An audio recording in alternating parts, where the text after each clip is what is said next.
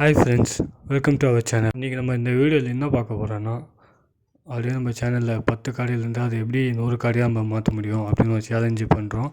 அதோட update 1 month update தான் இப்போ பார்க்க போகிறோம். இப்போ பாருங்கள், காடையெல்லாம் நல்லா வளர்ந்துருக்கு. 1 மந்தில் நல்லா வளர்ந்துருக்கு.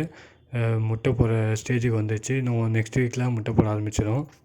நம்ம காடைக்கெல்லாம் வெறும் கம்பெனி ஃபீடு மட்டும்தான் கொடுத்துட்ருக்கோம். எந்த மெடிசனும் யூஸ் பண்ணல. வெறும் மஞ்சள் தண்ணி மட்டும் நம்ம கலந்து வீக்லி 2 வைஸ் வைக்கிறோம். காடெல்லாம் நல்லா பார்த்திங்கன்னா நல்லாவே க்ரோத் ஆகுது.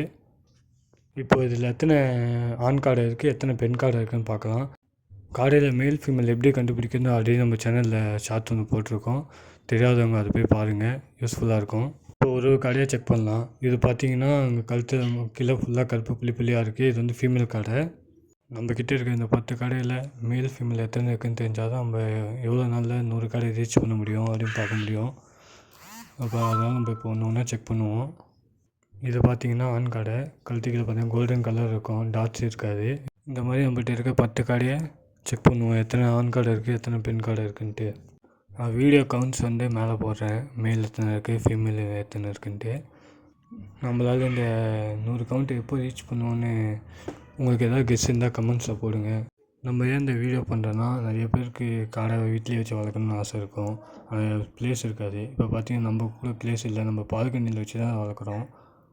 நெக்ஸ்ட்டு காடை பிஸ்னஸ் எடுத்து வளர்க்க ஃபார்ம் வச்சு வளர்க்கணும்னு ஆசை இருக்கவங்க கூட இந்த வீடியோஸ் பார்த்தா நம்ம எவ்வளோ காடையிலேருந்து ஸ்டார்ட் பண்ணால் அது எவ்வளோ சீக்கிரம் நம்ம எவ்வளோ காடையை ரீச் பண்ணலாம் அப்படின்னு ஒரு ஐடியா கிடைக்கும்.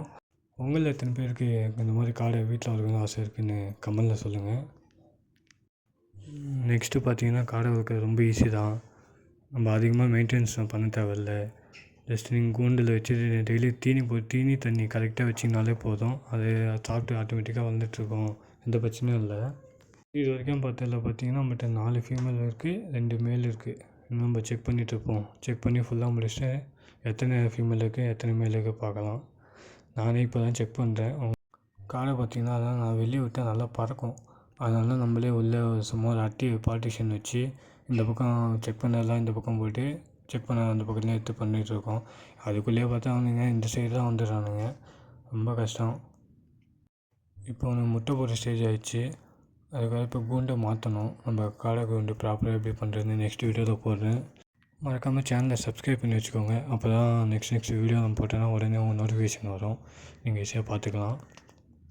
இதுதான் லாஸ்ட்டு காடை. இது வரைக்கும் ஃபீமேல் 6 இருக்குது, மேல் 3 இருக்குது. இப்போ லாஸ்ட்டு காடை என்னென்னு பார்ப்போம். இப்போ பார்த்திங்கன்னா இதுவும் ஆண் காடை தான். அப்போனா நம்மகிட்ட மொத்தமாக 6 பெண் காடை இருக்குது, 4 ஆண் காடை இருக்குது. நார்மலாக காடை ரேஷியோ எப்படி பண்ணோன்னா, 4 ஃபீமேல் காடைக்கு 1 மேல் காடை, 4 ஆண் காடைக்கு 1 பெண் காடை, அந்த ரேஷியோவில் தான் செட் பண்ணுவாங்க.